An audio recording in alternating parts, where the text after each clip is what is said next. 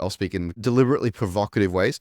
You should be able to put a monkey in there, and if the monkey quits or gets sick, you take the monkey out and you put another monkey in, right? Because ops is something that has to keep working, and it has to work in a finely tuned way. You're listening to the Startup Podcast. This is an educational episode, in-depth masterclasses about the concepts essential to building, running, and investing in Silicon Valley-style startups.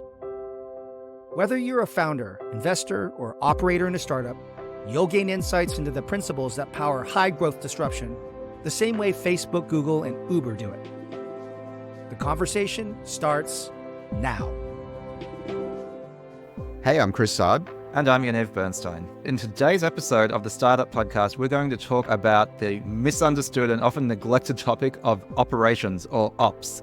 Ops is at the core of nearly every business. Even if you're a SaaS company, pure software, you're still going to have some ops. And yet, people don't even understand what they're talking about when it comes to ops, what the definition is, let alone what the goals are and a good operations team, or how to set one up. So today, we're going to talk through all this and demystify it for you. It's a really good, concrete, actionable conversation. Stay tuned for all of that right after this break. There's the stuff you need to do to grow your startup, and there's everything else. HR, IT, payroll, expenses, and more. Rippling handles everything in that second bucket, no matter where in the world your employees are. There's no such thing as a silver bullet, but Rippling kind of is one. No wonder they're growing so fast. Get your first 3 months free by visiting rippling.com/TSP. That's rippling.com/TSP for the Startup Podcast. This episode of the Startup Podcast is brought to you by Vanta. I get it. You hear security and compliance and you think time-consuming and stressful, but it's critical for scaling your business. Achieving compliance with ISO 27001, SOC 2, Essential 8, or other in-demand frameworks can unlock major growth for your company, help you sell to the enterprise, and establish customer trust. And with Vanta, you can get compliant in weeks instead of months and save up to 85% of associated costs. And just for TSP listeners, you can get $1,000 off Vanta when you go to vanta.com/TSP. That's VANTA.com/TSP for the Startup Podcast. Welcome back. Now, just before we dive in, I wanted to talk to you about the Startup Podcast Pact. If you have been listening to this podcast and getting value from it, then you have signed up to the Pact. And what that means is, in return for all of this great free content that we are making for you, you help the show, and you do it like this. You follow us in your favorite listening app and subscribe to us on YouTube. Write a review, ideally in Apple Podcasts, or rate us on Spotify, and shout out on LinkedIn or wherever you have your audience, telling other founders how wonderful we are. That's it. You do that, you have our eternal gratitude, and more than that, you get more episodes and more great guests by helping us grow the podcast. So thanks so much for your support. Okay, Chris, we're talking today about operations. Let's talk about ops. I think the first thing to discuss when we're talking about ops is, what the hell is ops? People throw that word around a lot. We're actually talking about a specific kind of ops today, but I think the kind of the meta question first is, what is ops generally and what are the kinds of ops? And then what ops do we want to dig into today on today's episode? That's right. So ops, of course, is short for operations, right, Chris? And, you know, I've been a COO a couple of times, Chief Operating Officer, which is not the same as a Chief Operations Officer. But people are like, oh, so you're in charge of ops. Can you give me a talk about ops? And I'm like, I don't even know what you mean when you say ops. I think people have this idea in their head that ops is a well-defined category of activity, and I simply don't believe that it is. Every business has operations, things that need to happen in order for the business to work successfully. But there's a whole lot of subtlety and nuance, and I think you really do your business, your startup, a disservice if you just talk about ops without thinking about it in context. Let's maybe talk about the role of Chief Operating Officer first, just quickly, and then let's talk about these two categories of ops that I wanted to break down. In my mind, and I'd love your opinion on this, Yaniv, the COO is sort of the guy who does everything the CEO doesn't want to do. You know, you can imagine there's a CMO, there's a CFO, there's a CTO, and there's the CEO who tends to be really strong at something or a few somethings. Maybe it's product strategy, maybe it's business strategy, maybe it's sales. They certainly should be good at bringing the executive team together, driving consensus. Hopefully they're good at fundraising. I think it's pretty important. But the COO, because, you know, in Australia, there's a lot of like co-CEOs, or there's a lot of founders who have been told or believe that they're not good CEOs, and still, so they step down or step aside. And we have a whole episode about why that's a bad idea. And I'm often reminding people that, hey, instead of this co-CEO thing where nobody knows who the hell's in charge, or this whole founder steps down thing, how about you just empower your COO to do the key things you need done that maybe you're not good at or don't want to focus on?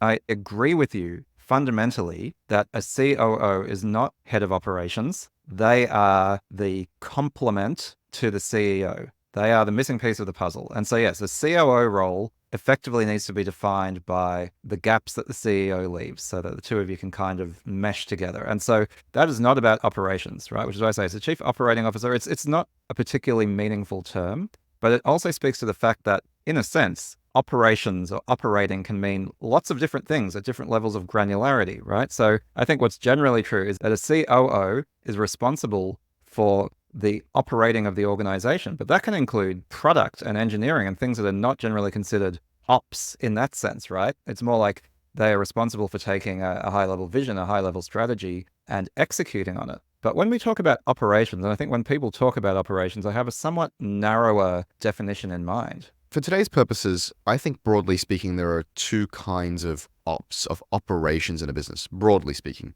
There is kind of typical business ops, which is, finance, marketing, HR, the organs of the business that need to operate day to day to make any business successful to one degree or another. And then there's what you might call real world product enablement ops. This is for products that require a physical component in the real world. At Uber, we used to call this bits and atoms. The bits were the software and the atoms were the cars and people moving around in the real world. And Uber is a perfect example of this, right? Uber is the perfect marriage of software and operations. And so the ops team at Uber was responsible for onboarding drivers, for inspecting vehicles, for dealing with real world interactions. And they were, a huge half of the business. There was R&D and ops. And that was such an important part to Uber's success. And doing it really, really well was just as important, if not more important, than building great products and being data-driven and high levels of hustle and so on. And so for today's episode, what I really wanted to focus on was not on traditional business operations, finance, marketing, HR, and more on this real-world enablement of product features by some kind of operations team that is out there serving the needs of the day-to-day product execution.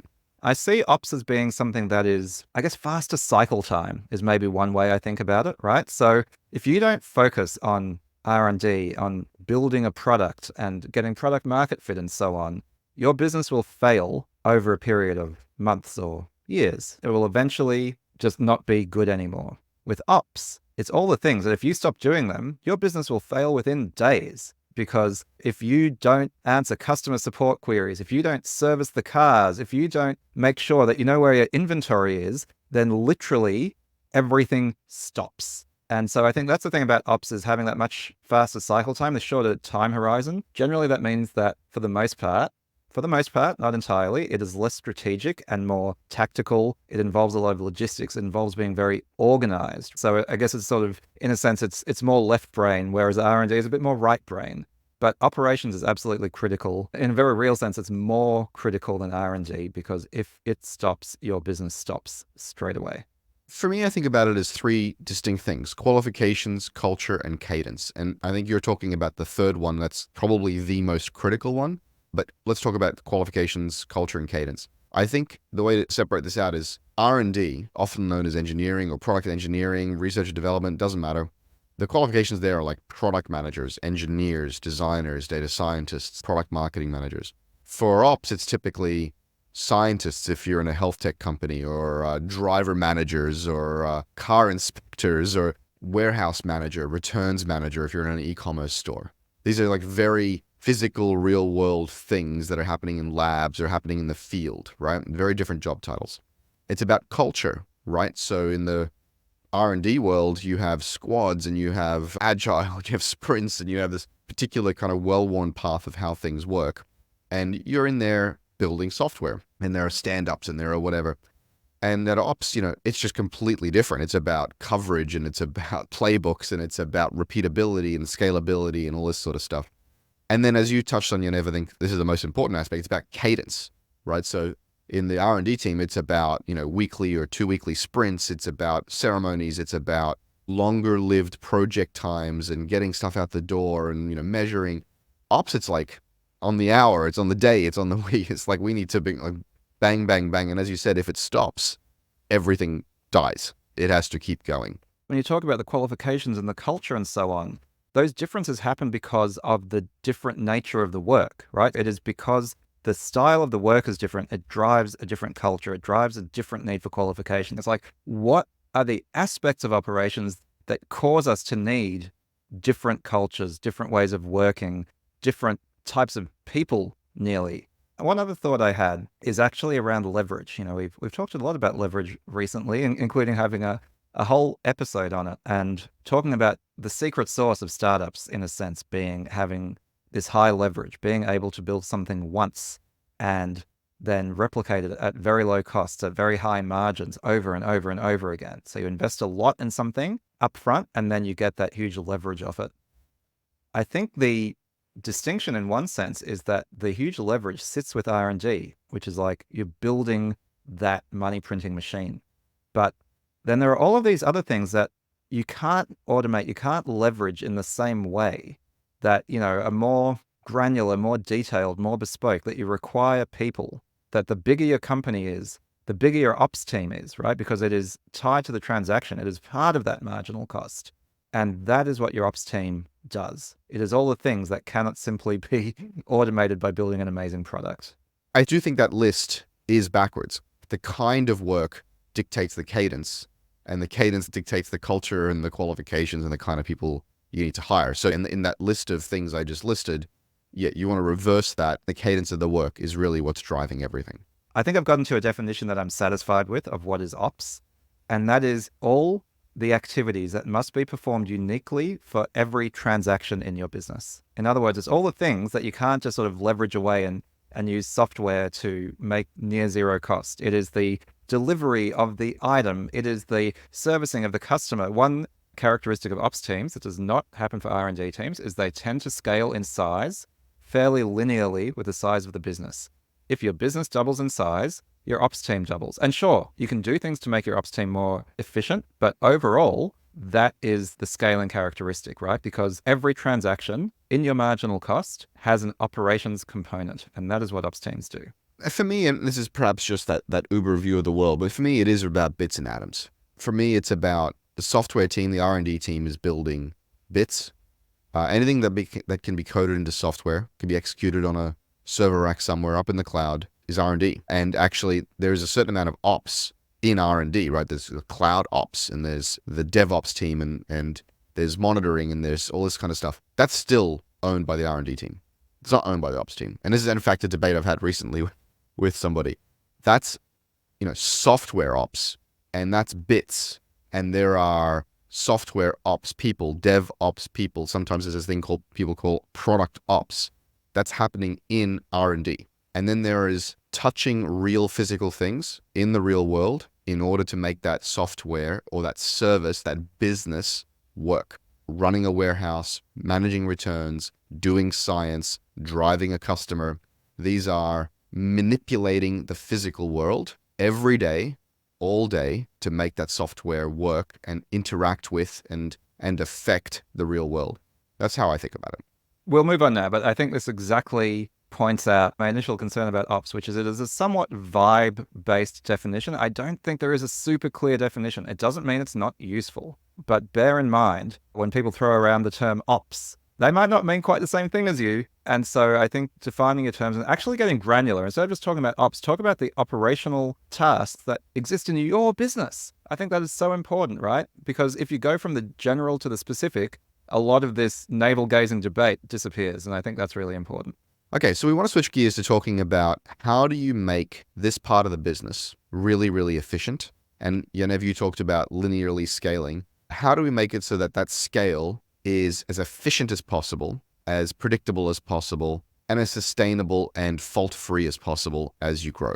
I guess the first thing to say here is get very specific about what you mean about ops to follow on from Yaniv's point, right? Which is like, in order to get this part of the business working well, everybody has to have a very clear sense of what the hell you're talking about. And so maybe it's about listing out all of the responsibilities, the job descriptions, the jobs to be done in whatever way you like. Make sure you get very, very clear about what you mean about ops.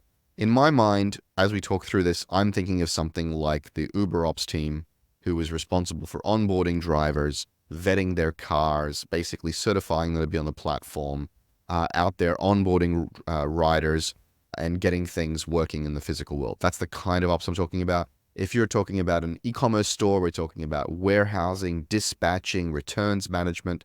If you're in a health tech company, I'm talking about scientists in a lab. I'm talking about experiments you're running in the field. So get very clear about that. The second is, at least for my money, I would encourage you to separate it into a distinct department. As we've talked about on this episode already, the cadence is different, the qualifications are different, and the culture is different. And trying to just enmesh real-world ops into R&D or into some other thing gets really messy. And if you want to manage it, measure it, optimize it, I think it really deserves to be in its own department. I agree with that. The only thing I would add is maybe more than one department. And I think maybe this is going to be my theme in this topic is ops is not one thing. Ops is a category of things, right? And so what I would definitely agree with you on, Chris, is that you don't want long cadence and short cadence activities mixed together because, again, the culture ends up not meshing and so on.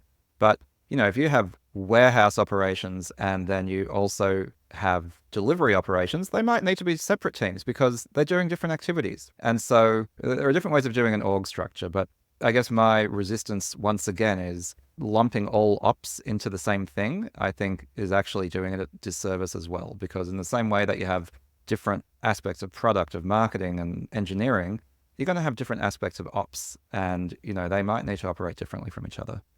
Let me give you an example, Chris, from the startup that I founded that I recently left, Circular, right? We were a very operationally heavy business because we were effectively a leasing company, a type of fintech. And so we had at least 2 ops teams that were separate organizationally, right? We had the sort of the logistics operations, right? The sort of more traditional e-commerce stuff, the warehousing, the delivery, the returns and so on. And then we had a risk operations team that again was transactional, that was doing the credit evaluation for incoming customers. And those were both operations teams that I think meet that definition of operations product enablement, but they had very different activities, right? And so there were separate departments within the company. And I think that's appropriate.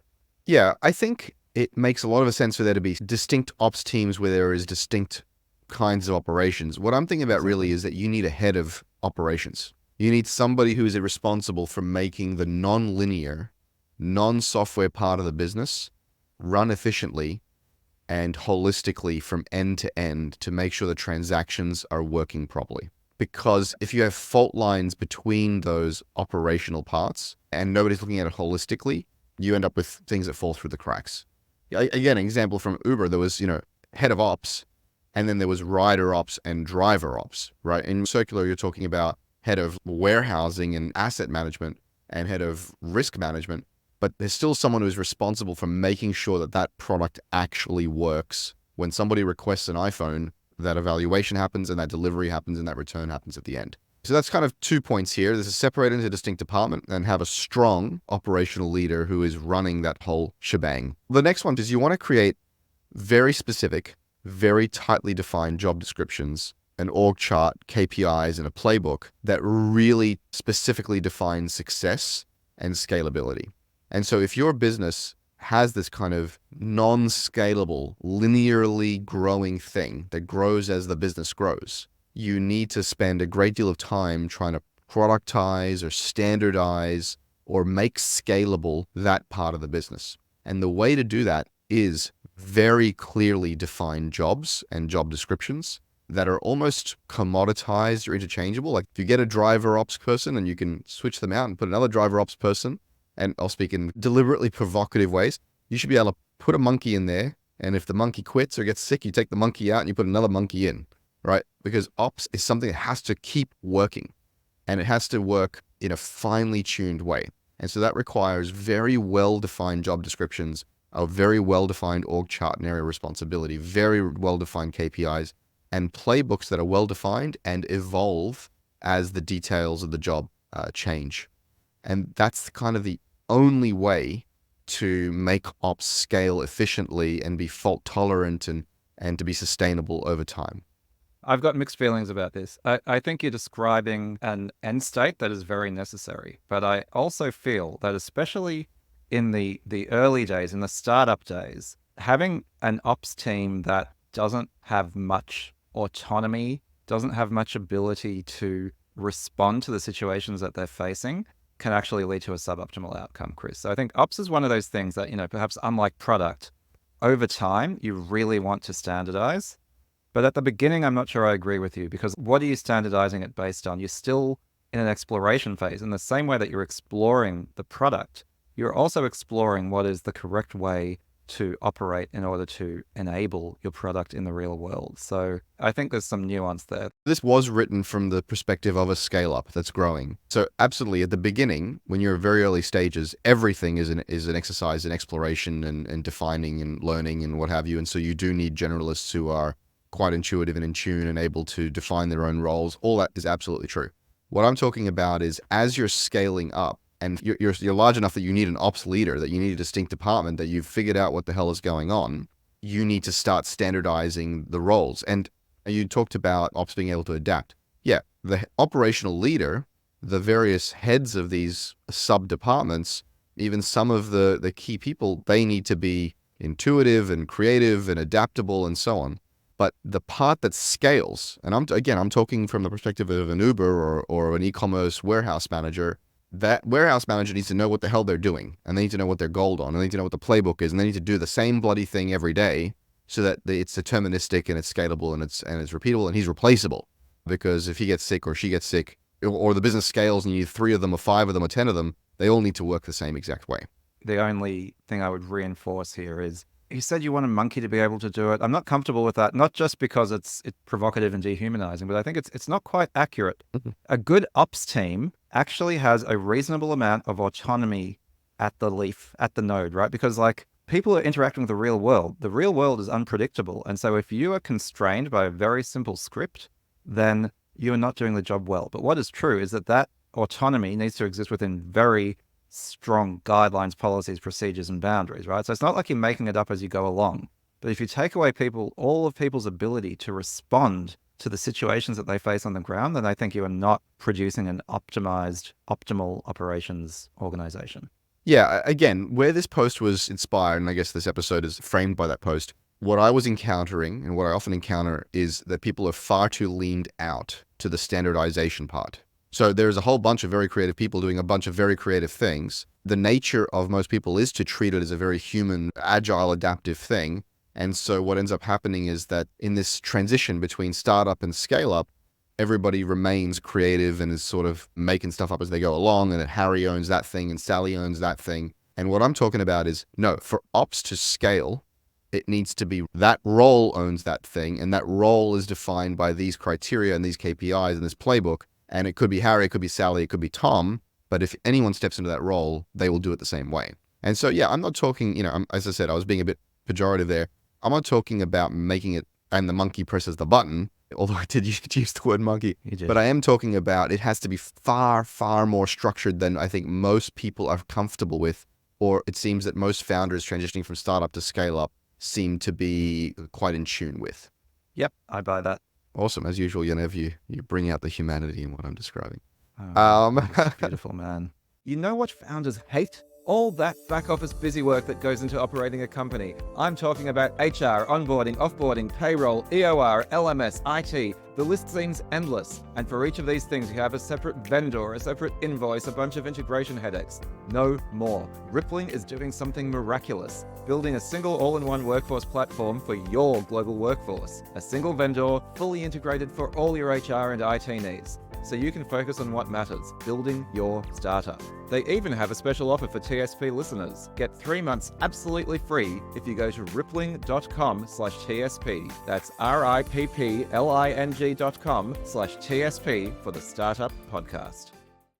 I wanted to take a moment to talk about one of our sponsors, Triligent. Triligent is a global strategic advisory firm that is tailored to startups. But what does this mean, and what can Triligent do for you? Say you're looking to expand into a new country. This is one of the riskiest moves any startup can make. It is all too easy to be blindsided by differences in the culture, the competitive landscape, regulatory gotchas, trademark disputes, hiring challenges, and so many other hidden landmines. Even if you get past all that, you're naked. All of your contacts, your reputation, your brand count for nothing. You're starting all over again on foreign ground. All those doors that open for you at home, they stay firmly shut in the new country. It's scary. So, what's a founder to do? Call Trilligent, of course. Trilligent's global presence combined with deep local expertise will give you access to local market experts, regulatory advice, and the best PR people, all under one roof. Plus, Trilligent's advisory board gives you access to an even broader network of domain experts nearly everywhere in the world. So if you've got a specific tricky issue and you need someone who really understands the space, Trilligent have you covered. As a startup, your context and narrative is constantly changing. Partnering with one single firm who truly understands your product and business goals early on is going to lead to greater efficiencies and, more importantly, to better outcomes in the long run. Finally, Trilligent is flexible and founder-friendly from a commercial perspective. Contact Trilligent today at www.trilligent.com and book a call with their wonderful COO Laura to find out how they can help you grow your startup with confidence. That's www.trilligent.com, Trilligent, to speak to Laura, their COO, today.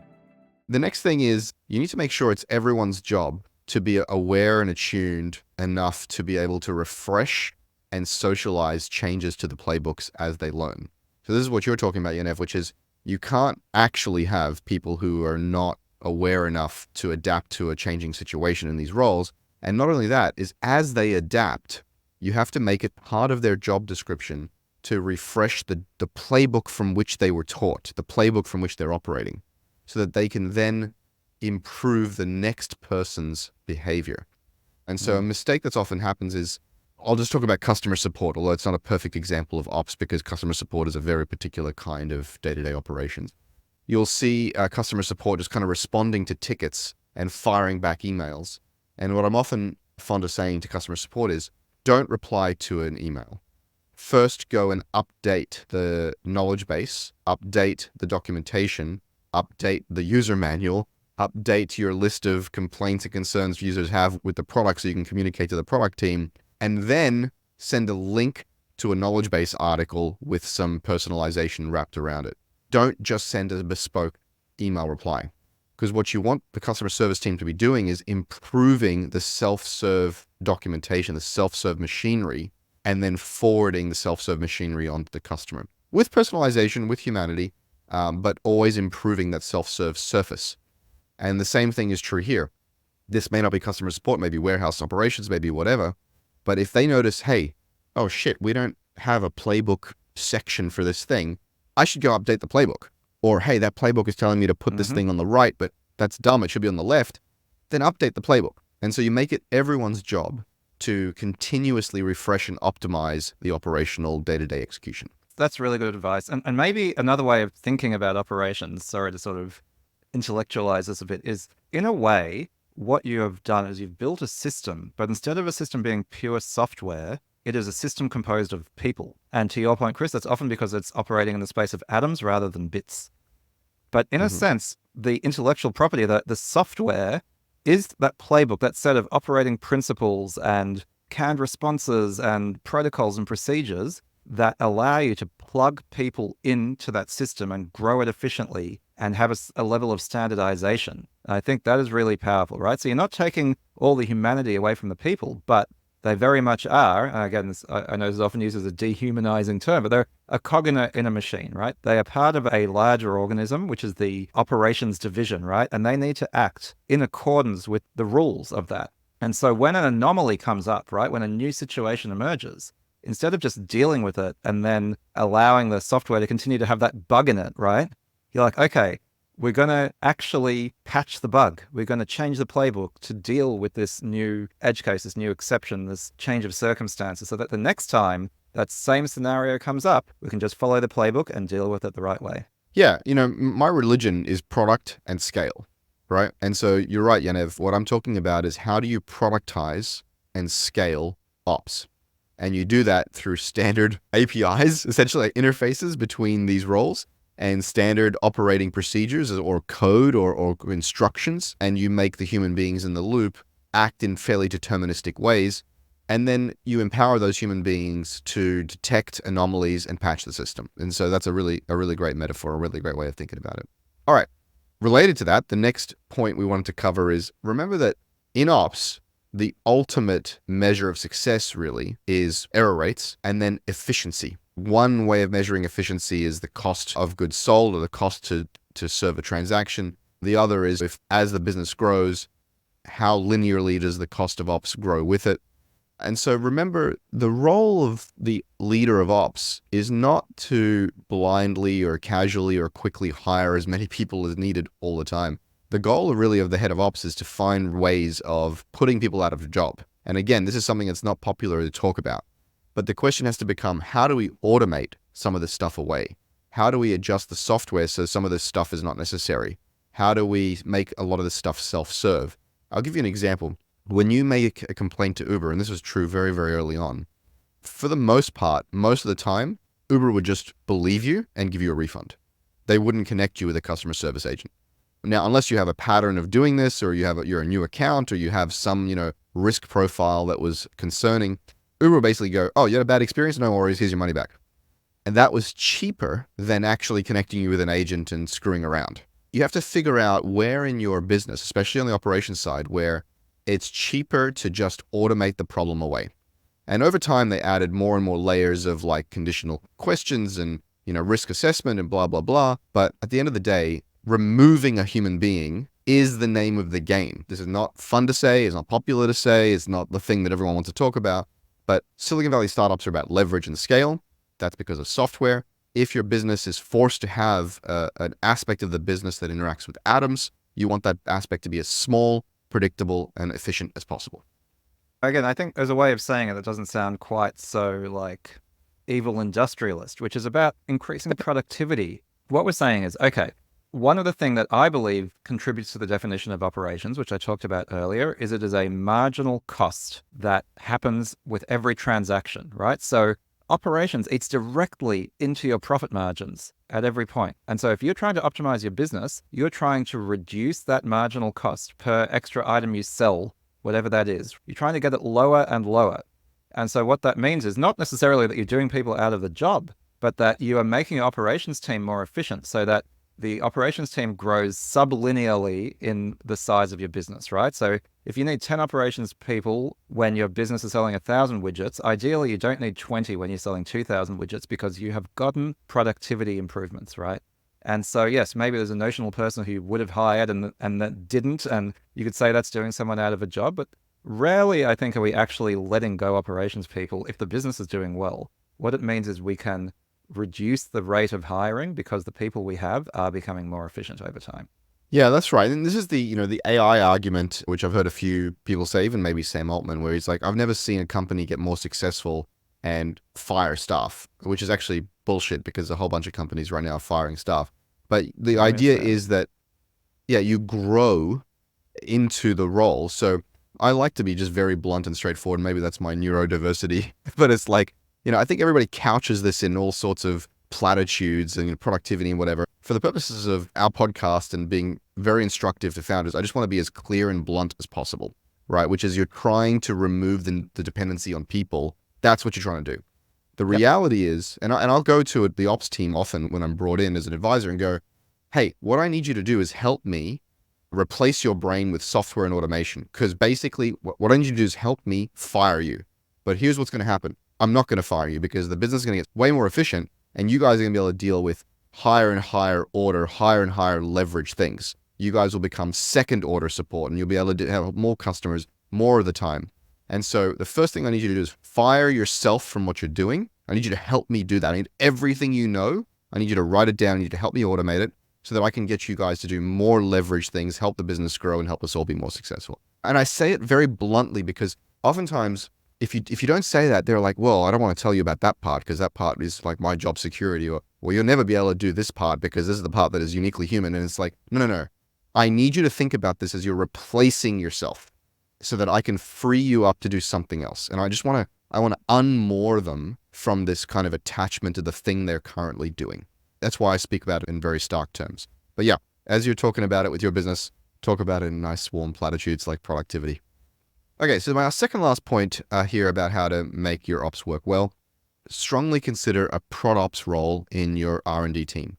So if your business is heavily dependent on atoms, on physically manipulating things in the real world, and your software is interacting with these atoms a lot, it is important to build a bridge between the product side, the R&D side of the business, and the operations side. At Uber, the way we did that is by having what we called a prod ops person.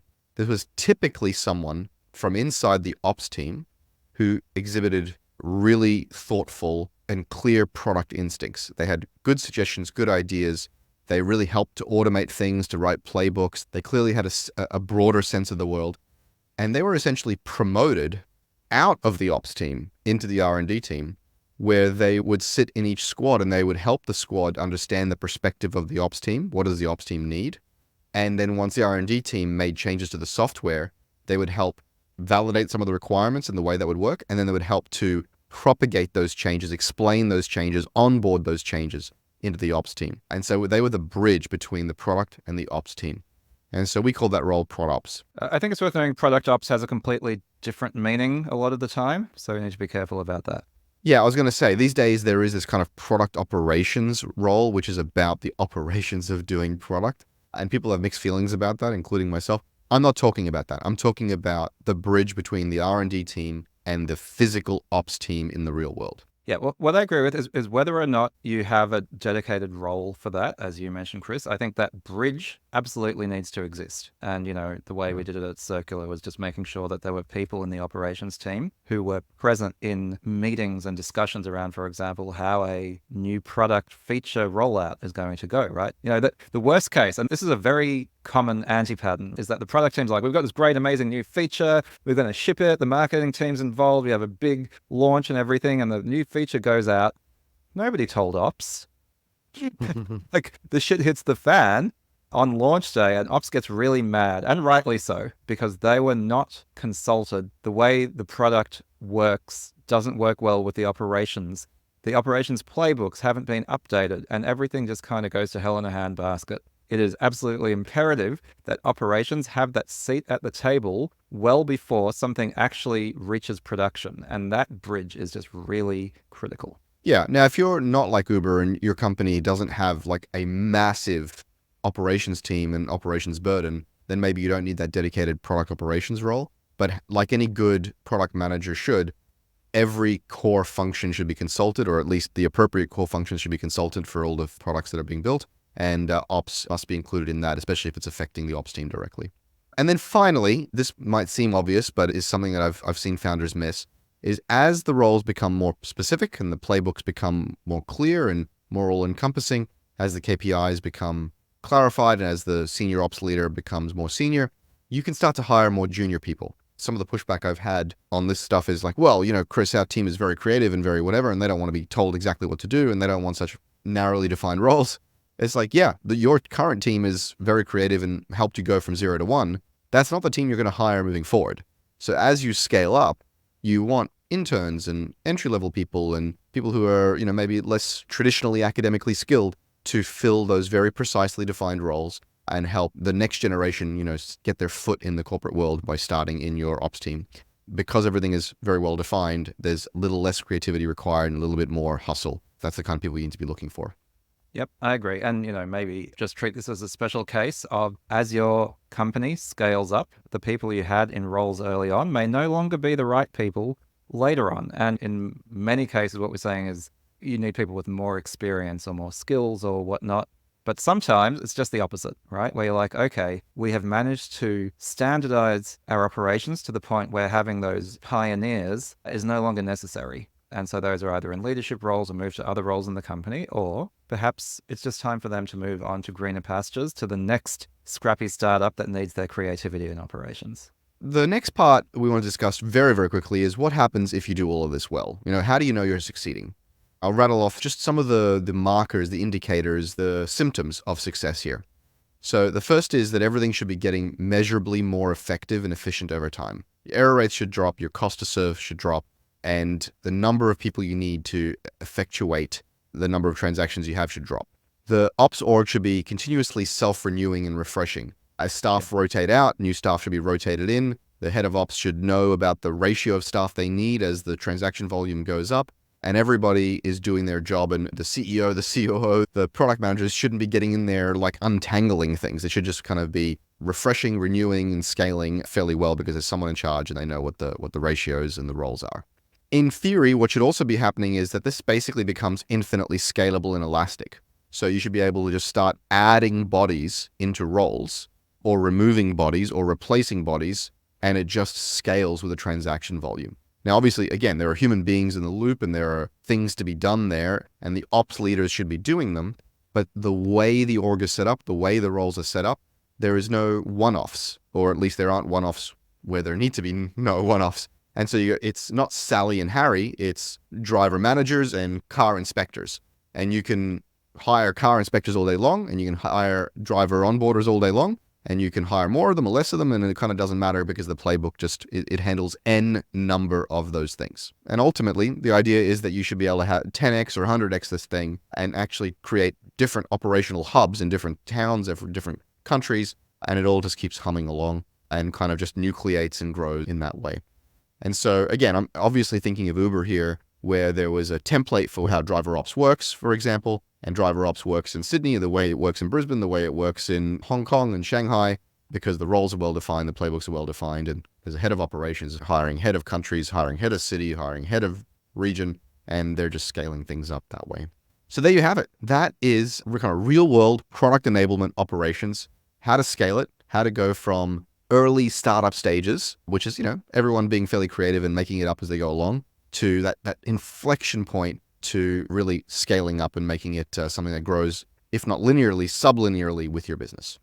I'm so glad we did this topic, Chris. It can sometimes seem a little bit boring or too boring to discuss, but nothing can be further from the truth. The best companies are also the companies that have the best operations. I don't think there are any exceptions to that. And so it's absolutely critical. You cannot improve what you cannot define, and you need to know what you're aiming for. So I think that's some really good, solid, concrete advice for founders looking to build out their operations team so that they can actually sustain the growth that hopefully they can bring in through their product. So this is great generic advice, but the other thing I said, Chris, is that every time you build an operations team, it depends on the unique characteristics of your business. So if you want to do this really well, it can be valuable to get help from someone who can come into your business and understand it to the absolute nth degree. And Chris, I know this is what you do for companies all the time. So if folks want to work with you, how can they do that?